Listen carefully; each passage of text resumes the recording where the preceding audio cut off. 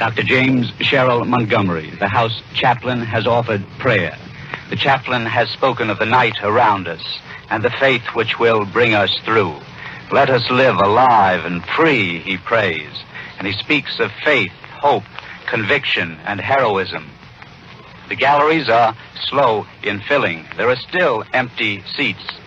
There appear to be not as many congressmen here now as on Monday, when some were missing because they had been in far corners of the country when the hurry call for them was sent.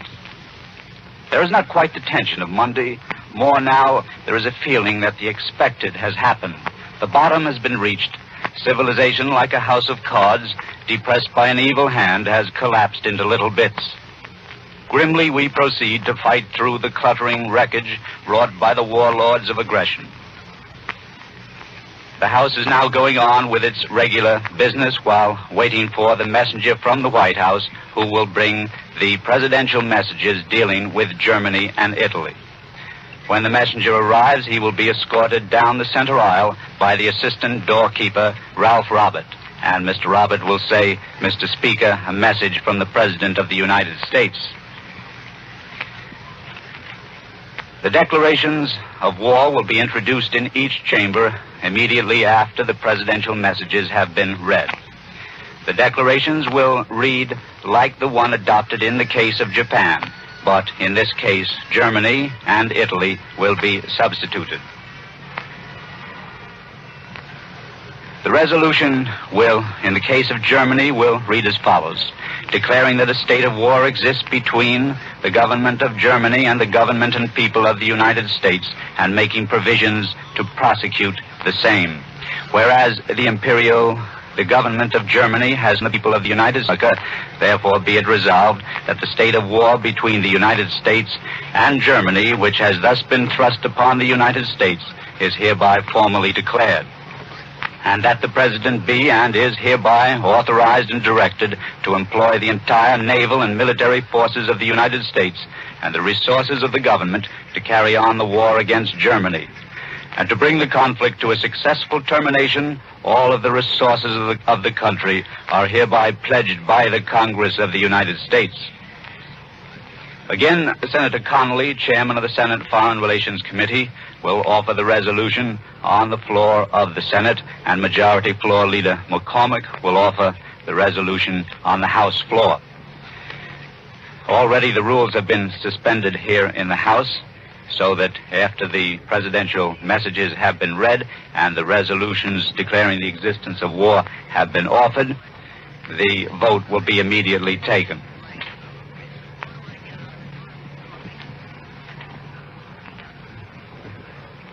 Those who were once isolationists have closed up ranks. They stand shoulder to shoulder with those who always supported the administration.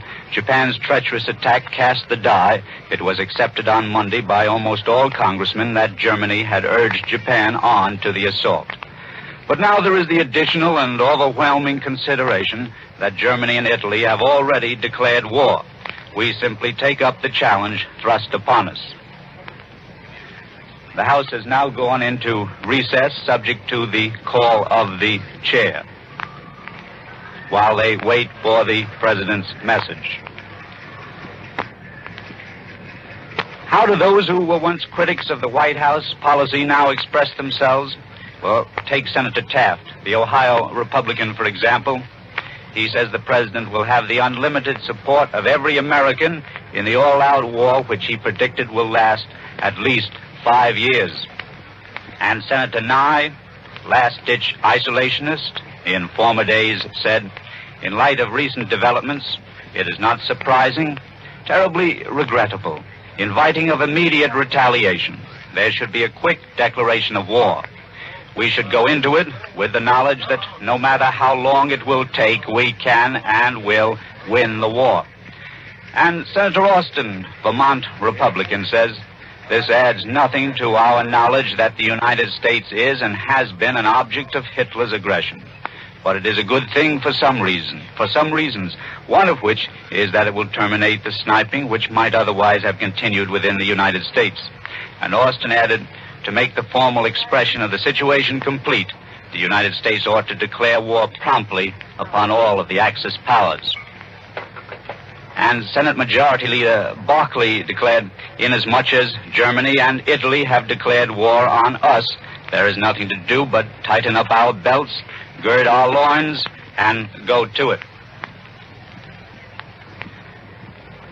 Now here's the bulletin. The Senate Foreign Relations Committee has unanimously approved the resolutions recognizing a state of war, the existence of a state of war with Germany and Italy. Still, the House and Senate are waiting for the special messages to come from the White House, which will ask the Congress to declare the existence of a state of war. Meantime, there's been a very interesting press conference at the War Department. Secretary of War Stimson has announced that General MacArthur, the commanding general in the Philippines, has confirmed the sinking of the 29,000-ton Japanese battleship Haruna, or a battleship of the same type, sunk yesterday by the American Army Air Forces north of Luzon. Mr. Stimson reported continued attempts by strong Japanese forces to establish themselves along the northern coast of Luzon. Determined resistance has confined this action to the attack in the vicinity of Apari at the extreme northern tip of Luzon, where the Japanese attempted to establish a beachhead yesterday. Air activity continued in the vicinity of Manila with intermittent attacks on airfields at Cavite and Nichols Field throughout the day. Mr. Stimson made his announcement quietly to a large press conference at the War Department. He was composed, cool, and occasionally he made personal comments. When he had been Governor General of the Philippines, he recalled, he had had difficulty in just getting himself through the mountains of northern Luzon by himself. The Japanese, he said, would have a hard time getting an army through those mountains. Secretary Stimson reported that we are strengthening our own defenses everywhere. He did not know the full details as to the Sunday attack on Hawaii. There is no time now for recrimination, no time even for investigation. That will come later. Now is the time, said Mr. Stimson, for preparation and action.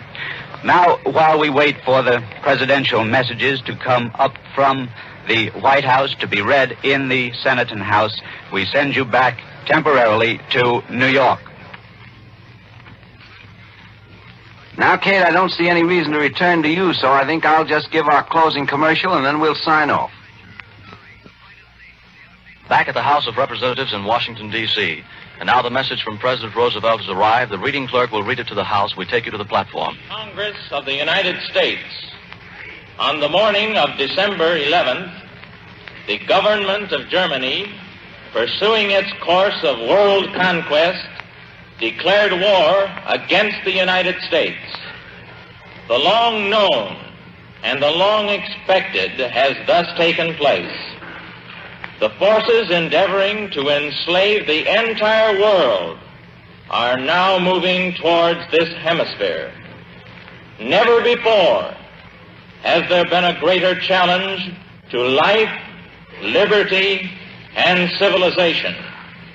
Delay invites greater danger.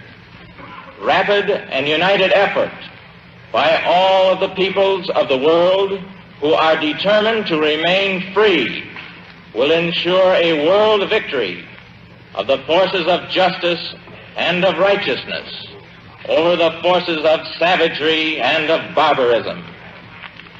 Italy also has declared war against the United States. I therefore request the Congress to recognize a state of war between the United States and Germany, and between the United States and Italy. Franklin D. Roosevelt, the White House, December 11, 1941. Gentleman from Massachusetts, Mr. McCormick is recognized. I move that the message of the Senate be referred to the Committee on Foreign Affairs and not printed. Without objection, Mr. Order.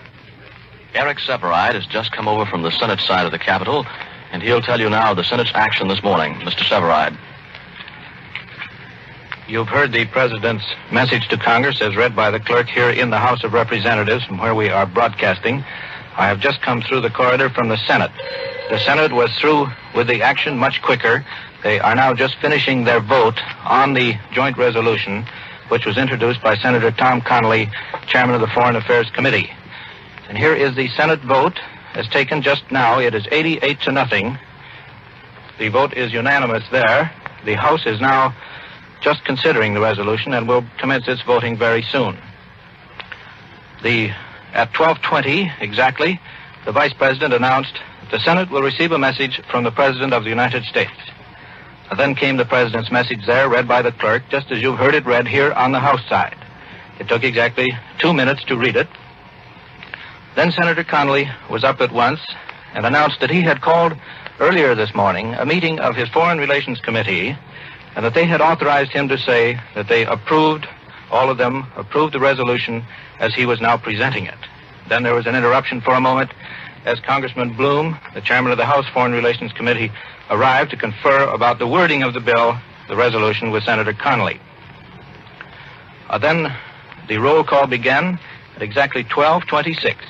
There was no debate of any kind, no speeches offered, and the vote went on to its finish, which you've just heard, 88 to no votes against. And now, while the House continues again, I'll read you the only change there was in the resolution. The words, it is the same resolution, as a matter of fact, as the one passed on Monday declaring a state of war with Japan. The only thing that has changed is, of course, the name that the Imperial Government of Japan is substituted, and the Government of Germany is inserted. And instead of the words, has committed unprovoked acts of war against the government and the people of the United States, it now reads, the Government of Germany has formally declared war on the government and the people of the United States. And now I understand that the further votes have come in from the Senate, from persons undoubtedly who were absent, and the vote now stands at 90. There were, and none against, of course. There were 5 or 6 people absent, including Senator Wagner, who was ill, Senator Wheeler, who was with his ill brother in Boston, Senator Tidings, Mr. Bone, and 1 or 2 others. The President's message having been read in the House of Representatives and the United States Senate, resolutions, of course, have been introduced in both houses, and war has already been passed in the Senate, as Mr. Severide told you just a bit earlier. Thus, we conclude this program from the floor of the House of Representatives in the United States Capitol building, and we return you now to New York.